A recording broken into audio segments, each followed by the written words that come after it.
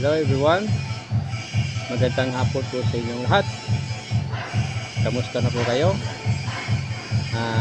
Andito naman po tayo sa final splicing. So makikita nyo dati no na sa unang splicing natin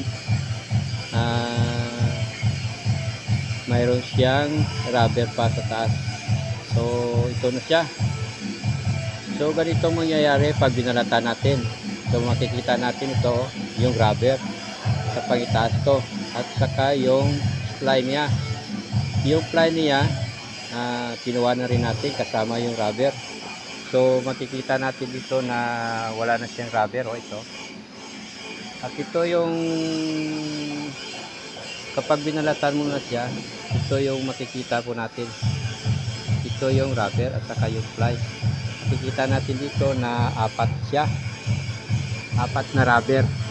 So isa, dalawa, tatlo, apat.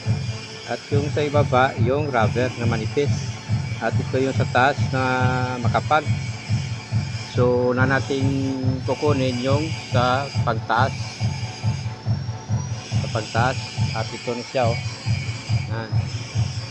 hindi pa tapos yan kasi binabalatan pa natin. Ganon din sa taso, hindi pa tapos yan.